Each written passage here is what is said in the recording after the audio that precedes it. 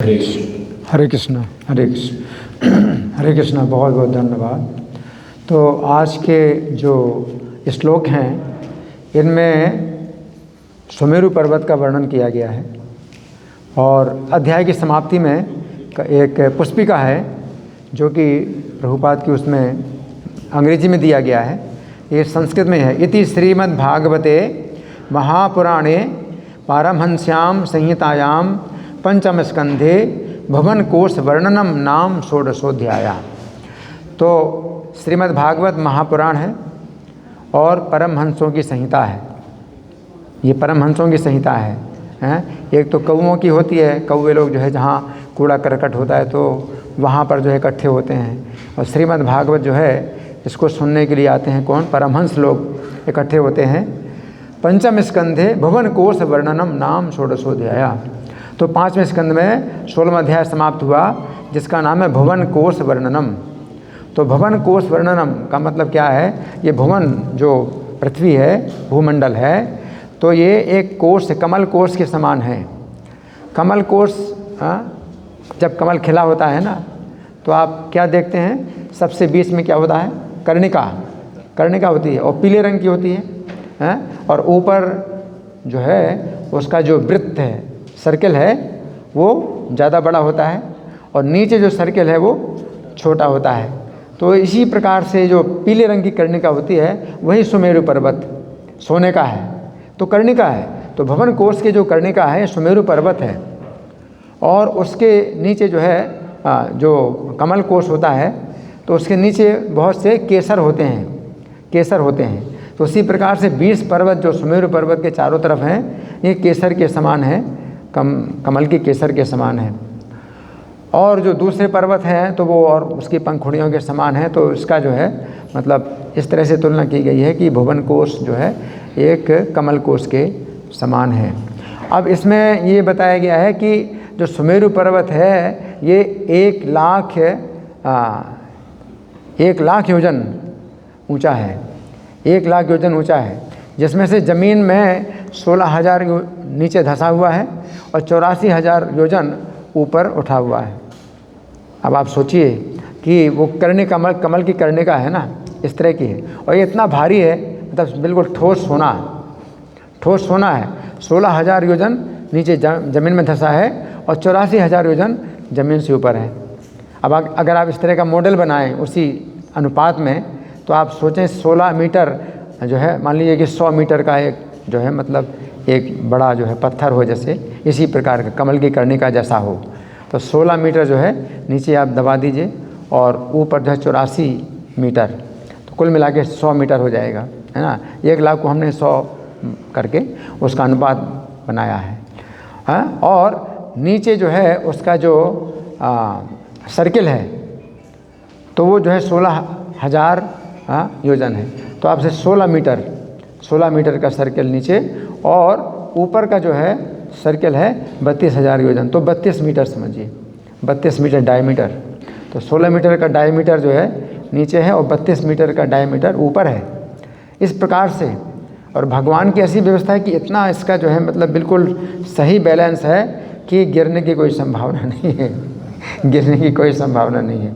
अगर आप ऐसे मॉडल बनाएं कि 16 मीटर नीचे धंसा है और वो जो है नुकीला हिस्सा है और ऊपर जो है चौड़ा है, बहुत चौड़ा है, और 84 मीटर ऊपर चौड़ा है, तो क्या होगा? लेकिन इसको इतना मजबूत बनाया गया है, तो आसपास के पर्वतों के द्वारा इतना मजबूत बनाया गया है कि ये हिल नहीं सकता, हाँ। तो इसलिए भगवान कहते मेरु शिखर नाम हम, शिखर वाले पर्वतों में सुमेरु पर्वत भगवान की विभूति है। इतना ऊंचा शिखर है इसका, हाँ। तो कोई भी शिखर इतना ऊंचा नहीं होता। और शिखर जो है हमेशा ऊपर पतले होते हैं, नुकीले होते हैं, नीचे चौड़े होते हैं, और ये बिल्कुल उल्टा शिखर है, ऊपर जो है चौड़ा है और नीचे पतला है, हाँ। तो ये जो है मतलब विशेष है। अब इसकी शिखर के ऊपर जो है मतलब चूँकि बहुत चौड़ा है, 32,000 योजन इसका डायमीटर है ऊपर, हाँ। तो ये जो है फिर बेकार की ज़मीन जो है ना रहे, इसका उपयोग होना चाहिए। तो इसलिए ब्रह्मा जी ने जो है बीच में जो है अपना एक पुरी बनाई है। तो ये ब्रह्मा जी ब्रह्मलोक नहीं है, ये इसको ब्रह्मलोक मत समझिए, ये तो 84,000 योजन ऊंचा जो है बहुत थोड़ा है, ब्रह्मा जी का जो लोक है ये तो 25 करोड़ योजन ऊपर है ब्रह्मलोक। ये तो ब्रह्मा जी की पुरी है ना, ये पुरी है। और 8 जो लोकपाल हैं तो 8 दिशाओं में उनकी पुरियाँ हैं। तो सुमेरु पर्वत तो वही उनकी जो है उनके लोक नहीं हैं। इंद्र हैं, वरुण हैं और चंद्रमा है, अग्नि देवता हैं, यमराज हैं। ये 8 जो दिशाएं हैं, 4 दिशाएं और 4 उपदिशाएं। तो 8 दिशाओं में जो उनकी पुरियाँ हैं तो ये उनके लोक नहीं हैं। इंद्रलोक तो बहुत ऊपर है। तो ये सब जो देवता हैं इनके लोक तो बहुत ऊपर हैं। लेकिन यहाँ पर इनके जो है सब ऑफिस हुए हैं।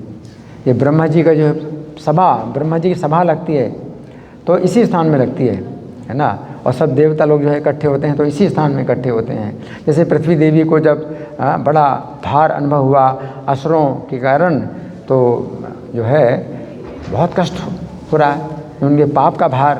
पृथ्वी देवी तो एक देवी है, वो जड़ वस्तु नहीं है, पृथ्वी देवी है। तो वो जो है गाय के रूप में आंसू बहाती हुई जब आई वहाँ, तो देवता लोग सब आए और वहाँ ब्रह्मा जी की सभा में। तो कहाँ पर? सुमेरु पर्वत, वहाँ पर। तो ब्रह्मलोक में हर कोई नहीं जा सकता, लेकिन ब्रह्मा जी का ये ऑफिस है सुमेरु पर्वत में, है ना। तो इस प्रकार से जो है मतलब हमें समझना है कि 84,000 योजन ये तो मतलब बहुत थोड़ा है ना। ब्रह्मा जी का लोक बहुत ऊपर है। तो अलग अलग लोक बताए गए हैं। तो पंचम स्कंद में बहुत विवरण है कि ब्रह्मा जी का लोक सबसे ऊपर है, उससे नीचे जनलोक और तपलोक और महरलोक ये सब हैं, स्वर्गलोक, है ना। तो क्रम से जो है मतलब ये ऊपर ऊपर होते जा रहे हैं। तो यहाँ पर यही बताया गया है कि लोकपालों की पुरियाँ, 8 लोकपालों की पुरियाँ हैं। और लोकपालों की जो पुरियाँ हैं ब्रह्मा जी की पुरी के 1/4 हिस्से में है।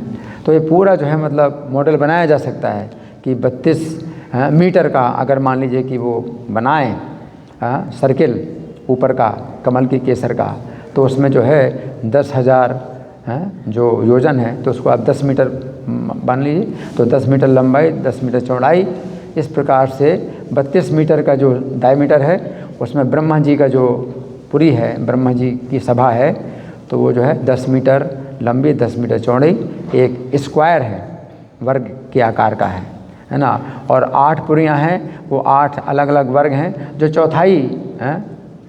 चौथाई नाप के हैं ब्रह्मा जी के हिसाब से। तो इस तरह से इनका जो है मतलब पूरा मॉडल बनाया जा सकता है।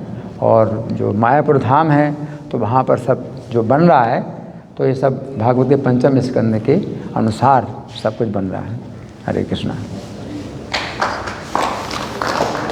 ग्रंथराज श्रीमद् भागवतम की जय, श्रील प्रभुपाद की जय।